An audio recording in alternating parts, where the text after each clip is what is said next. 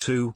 The dispute with Lassalle. In agreement with Marx, Engels entered the arena first with his pamphlet, Po and Rhine, and its publication was arranged by Lassalle through Franz.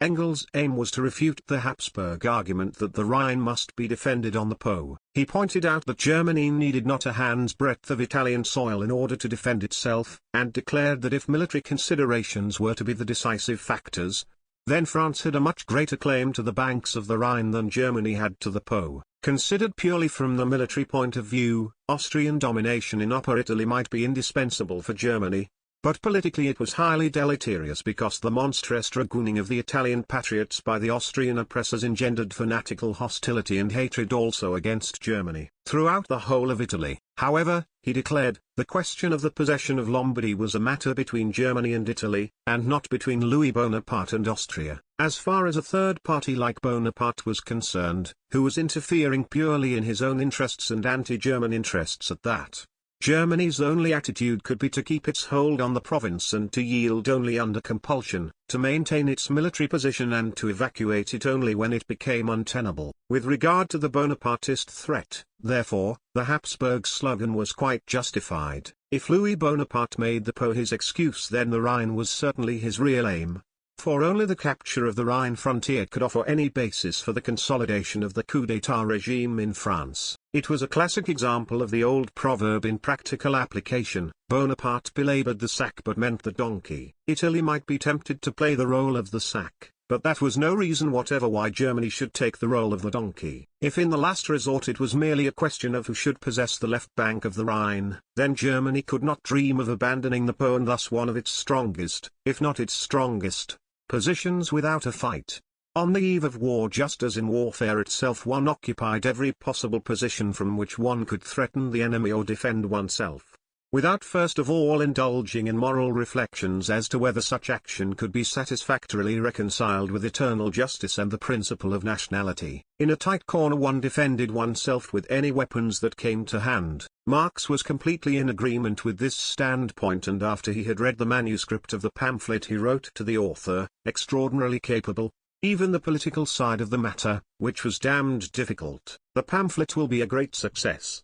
Lassalle, on the other hand, declared that he was quite unable to understand Engels' attitude, and almost immediately afterwards he issued a pamphlet of his own on the subject entitled, The Italian War and Prussia's Task, which was also published by Duncker. Lassalle proceeded from totally different premises, and in consequence he came to quite different conclusions, monstrously false ones according to Marx. Lassalle declared that the national movement which arose in Germany under the influence of the war threat was pure hatred of France and nothing else, sheer anti-Gallicism, Napoleon as the pretext, but the real reason, a hatred of French revolutionary development. In his eyes a Franco-German war in which the two greatest continental peoples would rend each other for mere nationalist delusions. A really popular war against France, not prompted by any vital national interest, but nourished by pathologically irritated nationalism, high-flown patriotism and childish anti-Gallicism, was a tremendous danger to European culture and to all really national and revolutionary interests. And it would represent the most monstrous and incalculable victory of the reactionary principle since March, 1848. In his opinion, therefore, it was the vital task of democracy to oppose such a war with all possible means. He pointed out in great detail that the Italian war represented no serious threat to Germany, which was deeply interested in a successful culmination of the Italian struggle for national unity. A good cause did not become a bad one merely because a bad man took it up. Bonaparte might hope to win a little popularity through the Italian war, but in that case it was the task of the democracy to see to it that he was unsuccessful, and thus make what he undertook in his own interests useless as a means of furthering those interests. How could one now oppose what one had previously desired just because of Napoleon? On the one side there was a bad man and a good cause, and on the other side there was a bad cause and the man? Lassalle reminded his readers of Blum's murder, of Olmütz, Holstein, and Bronzell, of all the crimes which had been committed against Germany not by Bonapartist, but by Habsburg despotism. The German people, he declared, were not in the least interested in the maintenance of Austria's strength. On the contrary, the thorough destruction of Austria was the preliminary condition of German unity. On the date Italy and Hungary won their independence, the 12 million Austro-Germans would be given back to the German people. Only then would they be able to feel themselves as Germans, and only then would German unity be possible. Lassalle analyzed Bonaparte's position and pointed out that this much overrated weakling was not in a position to think seriously of foreign conquests even in Italy, let alone then in Germany. And even supposing that the lunatic really harbored fantastic dreams of conquest, was that any reason for such a display of indecent fear on Germany's part? He mocked at the patriotic poltroons who regarded Genoa as the normal measure of Germany's national strength and were driven desperate by their own fear. He derided the brave spirits who, for fear of a highly improbable attack by France, clamoured for an attack by Germany, and pointed out that it was perfectly obvious that if Germany were called upon to repel a French invasion, it would be able to muster much greater strength than if it attacked France. A proceeding which would cause the French to rally round Bonaparte and would only strengthen his position. War against France should be waged only if Bonaparte attempted to keep the booty won from Austria for himself, or even if he did no more than attempt to create a central Italian kingdom for his cousin, Jerome. Should neither of these contingencies arise, and should the Prussian government still show a tendency to incite the people into a war against France, then democracy must do everything possible to counter such incitement. However, neutrality was not sufficient. The historic task of Prussia in the interests of the German nation was to send its army against Denmark with the announcement: if Bonaparte insists on altering the map of Europe in the south in the name of the principle of nationality, then we shall do the same thing in the north. If Bonaparte liberates Italy, we shall liberate Schleswig-Holstein. Should Prussia continue to do nothing, it would prove thereby that the German monarchy was no longer capable of a great national deed. As a result of this program, Lassalle was extolled as a sort of national prophet who foresaw the later policy of Bismarck. But in reality the dynastic war of conquest which Bismarck waged in 1864 to annex Schleswig-Holstein had nothing in common with the revolutionary national war which Lassalle urged in 1859 for the liberation of Schleswig-Holstein. Lassalle was well aware that the Prince Regent would not take over the task sketched out for him, and that alone gave him the right to make a proposal which coincided with Germany's national interests, even if it immediately turned into a reproach against the government. He was justified in drawing the excited masses away from the wrong path by showing them the right one. However, apart from the arguments he put forward in his pamphlet, he was moved by ulterior motives, as he explained in his letters to Marx and Engels. He knew that the Prince Regent was about to enter the Italian war on the side of Austria, and he was not greatly perturbed about this because he assumed that the war would be badly conducted and that it would be possible to make revolutionary capital out of the changing fortunes which would inevitably result, but only on condition that the national movement could be persuaded from the beginning to regard the Prince Regent's war as a dynastic affair without any national justification. In Lassalle's opinion, an unpopular war against France would be an immense piece of luck for the revolution, whilst a popular war under dynastic leadership might result in all the counter-revolutionary consequences which he had described so eloquently in his pamphlet. From his point of view, therefore, the tactic which Engels proposed in his pamphlet was more or less incomprehensible. From the military point of view, Engels had proved brilliantly that Germany did not need the Po to defend itself, and his subsequent contention that in case of war the Po must nevertheless be held, that is to say, that the German nation was in duty bound to support Austria against a French attack, seemed highly contestable to Lassalle. For it was perfectly obvious that a successful repulse of Bonaparte's attack on the part of Austria could have only counter-revolutionary consequences. If Austria, supported by the German League, was successful, then it was clear that nothing could prevent it maintaining its grip on Upper Italy, just the thing Engels so strongly condemned. And the Habsburg hegemony in Germany would be strengthened and the miserable German League politics galvanized into new life. And even assuming that a victorious Austria would overthrow the French usurper, it would do so only in order to replace him by the old Bourbon regime, and that would serve neither French nor German national interests, not to mention the interests of the revolution. In order to understand the point of view which Marx and Engels advanced, one must realize that they had their ulterior motives no less than Lassalle, and both for the same reason. As Engels indicates in a letter to Marx, it is absolutely impossible to come forward openly in Germany itself, either politically or polemically, in the interests of our party.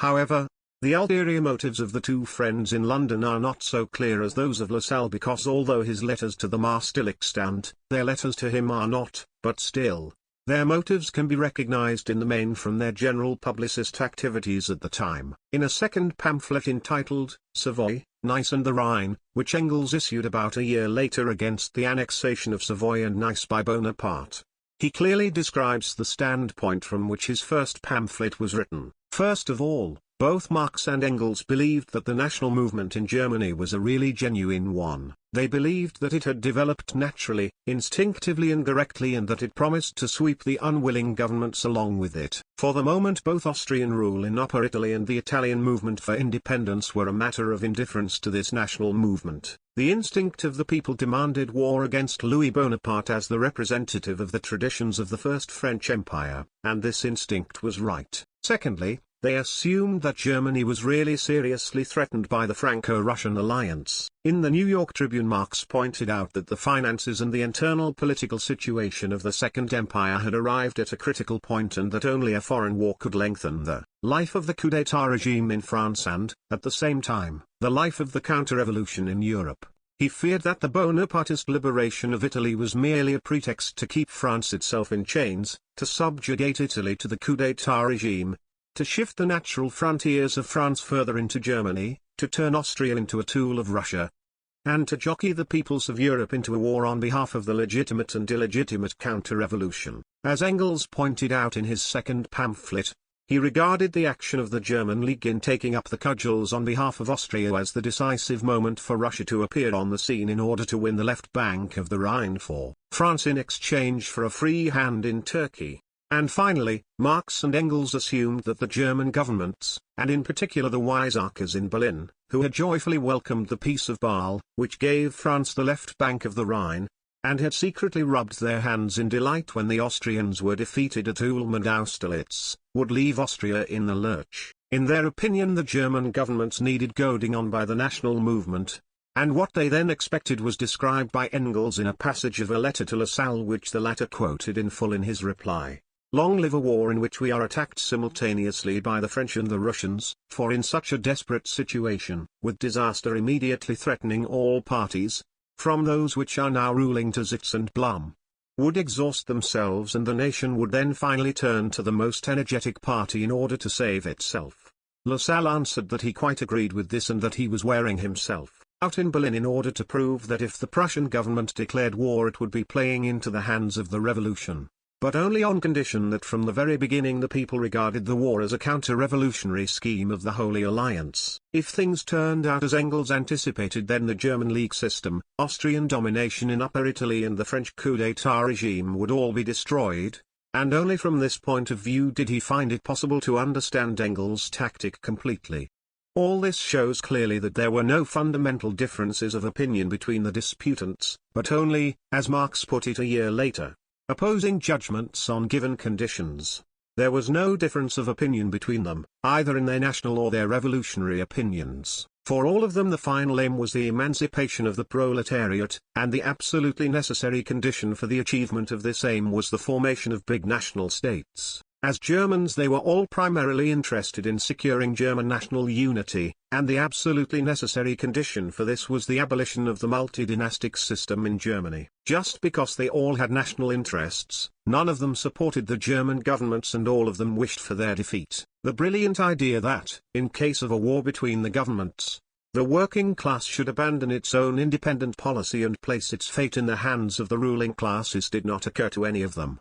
For their national spirit was much too authentic and deeply rooted for them to be deceived by dynastic slogans. However, the situation was complicated by the fact that the heritage of the revolutionary years began to be liquidated in dynastic changes, and to find the correct attitude in this mixture of revolutionary and reactionary aims was less a question of fundamental principles than a question of facts. Neither standpoint was subjected to the acid test of fulfillment. But the very development which prevented this showed clearly enough that on the whole Lassalle had judged the given conditions more accurately than Marx and Engels. The two friends had to pay for having lost touch with conditions in Germany for so long. They had also overestimated, if not the lust of Tsarism for conquest, then at least the practical possibilities at its disposal for sating that lust. Lassalle may have exaggerated when he declared that the national movement in Germany was due to nothing but traditional hatred of France. But in any case, the movement was certainly not revolutionary.